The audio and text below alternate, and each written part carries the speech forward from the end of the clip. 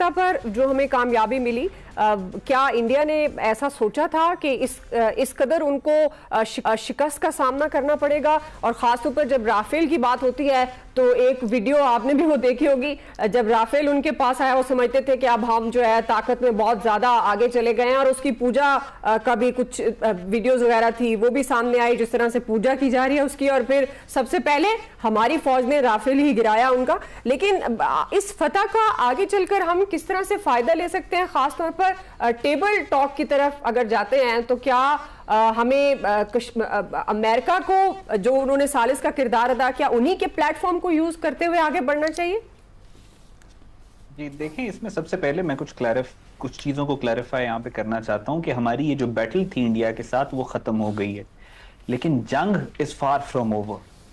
अभी हमें ये बात अपने जहन में रखनी चाहिए। अगर हम ये कहें कि इंडिया को बहुत ज़्यादा मार पड़ी है और आने वाले अगले 100 साल तक इंडिया पाकिस्तान के साथ कुछ इस तरह की मिस एडवेंचर और पाकिस्तान के ऊपर हमला नहीं करेगा, तो that would be over simplification.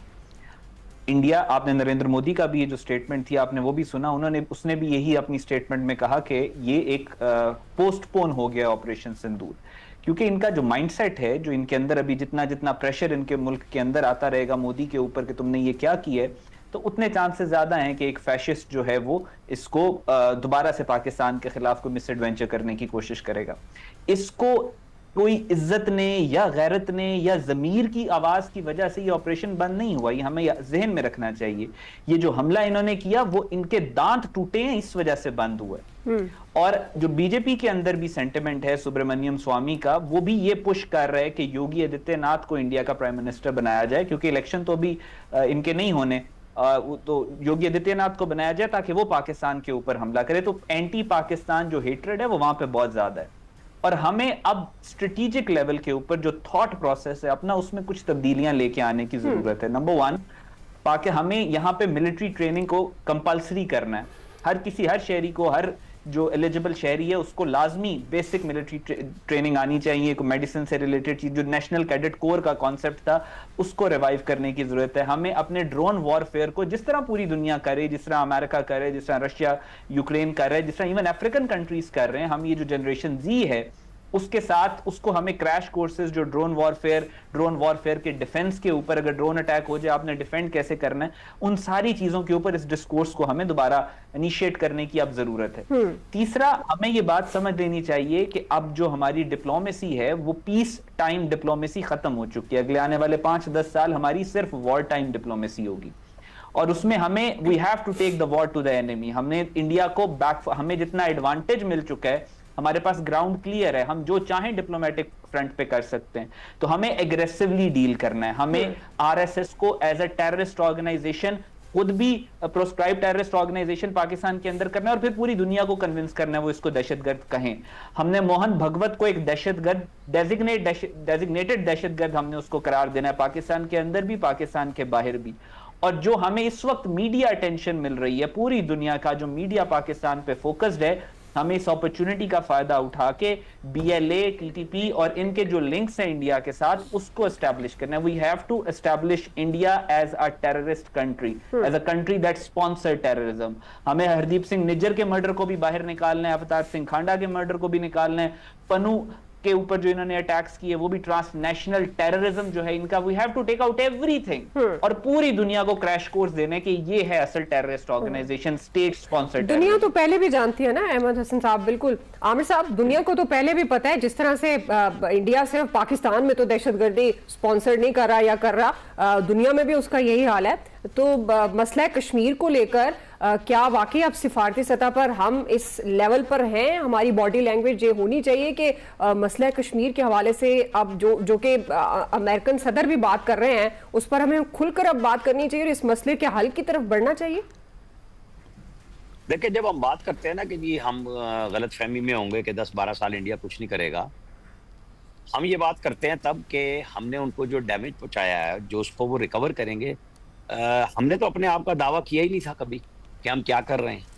ये तो हम अब लेके आए कुछ जंग से पहले चीजें, और कुछ अब हमारे फोर्सेस ने खुद बता दी, और साथ ये भी कहा कि अभी बहुत कुछ बाकी है। तो नंबर 1, अल्लाह के फजल से ना तो हमने ये कोई 4 घंटे की जंग की तैयारी की थी, हमने एक मुस्तकिल जंग का अपने लिए अपने तय पूरी तैयारी की हुई है। उसके अंदर सब लोग, जिस तरह लोगों ने यहाँ पे, ये इंडियन पैसे की वजह से यहाँ पे गेम थी, जो वो बार बार मुख्तलिफ जगहों पे सोशल मीडिया पे लगा रहे थे, वो टीटीपी पे लगा रहे थे, सब कुछ, कि पाकिस्तान की फौज और पाकिस्तान के अवाम अलग है। आपको पता है मिसाइल लगे हैं और लोग पाकिस्तानी झंडे लेके आए।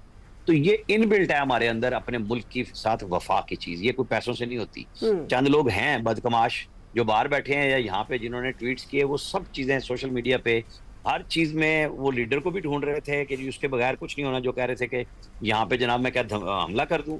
एक धीमा वजीर आजम, बज़ाहिर आपको उसने ऐसे ऐसे फैसले कराए आर्मी चीफ के साथ मिलकर, जिसका मजाक ही उड़ाते हैं कि हर चीज में आर्मी चीफ को साथ ले लेते हैं, तो हर चीज में साथ थे तो ये नतीजे भी निकले कि कमान के अंदर कोई किसी किस्म की इर्ताश नहीं था। फैसलों के अंदर फैसले करके हवाले कर दिए कि अब आप एग्जीक्यूट कीजिए जैसे दिल करे, वो कर दिए।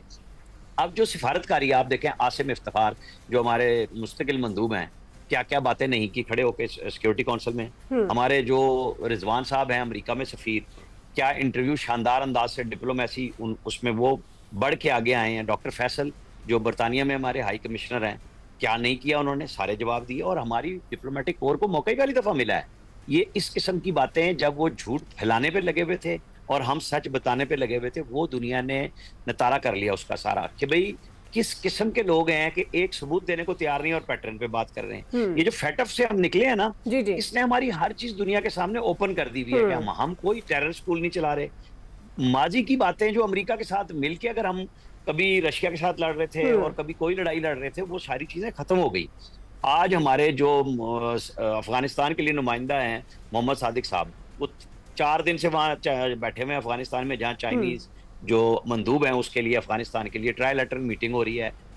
उन अफगान तालिबान को भी समझ आ गई है कि टीटीपी के हाथों वो बहुत बुरी तरह खराब हुए हैं। मैं अब आपको एक छोटा सा वाकया सुनाऊं। जो आखिरी हमने एक ड्रोन अटैक किया अफगानिस्तान के अंदर, ठीक है, और हमने कहा हमने दहशतगर्द मारे। आपको पता है हमने 1.5 दिन उसको वॉच किया। ये पूरी वीडियो मौजूद है कि भाई वहां जब वो टेररिस्ट सारे इकट्ठे हुए हमने मार दिए। हमारी टेक्नोलॉजी अल्हम्दुलिल्लाह बेहतरीन है। हम देख रहे थे इसी तरह इंडिया के साथ है कि हमने अपने टारगेट सेट किए हुए थे। ये ऐसे नहीं होता कि आपने 3 मिसाइल मारे हैं तो हमने बस फटाफट शुरू कर दिया। हमने टारगेट हिटिंग की है उनकी एयर बेसिस पे भी और उनकी जमीनी फौज के ऊपर। और उनकी जो बहरी फौज है बहुत बड़ी होगी, लेकिन वो इधर पहुंच नहीं सकी कि हम चार्ज थे। हम और आगे जाएंगे।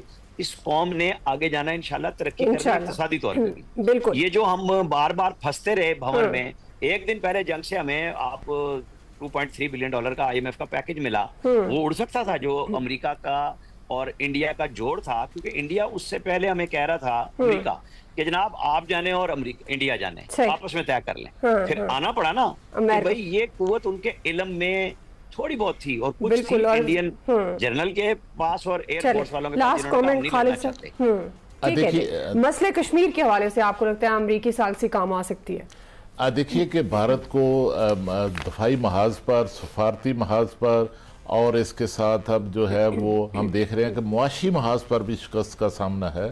और इस जंग में एक चीज़ जो है वो वाजे हो गई है कि भारत की इस खित्ते के अंदर जो बालादस्ती का दावा था वो ख़त्म हो गया। अब ताकत का जो तवाज़न है अब वो इस खित्ते के अंदर पाकिस्तान और चीन के पास आ चुका है। और मैं समझता हूँ कि इस मुख्तसर वार के अंदर भी, इस सूरत हाल में भी पाकिस्तान और चीन जो है वो पहले से भी ज्यादा करीब होकर एक दूसरे के साथ जो है वो खड़े नजर आए। खत्म हो गए जी। अहमद हसन साहब, आमिर इलियास साहब, खालिद क़य्यूम साहब, आप सबका जी बहुत शुक्रिया।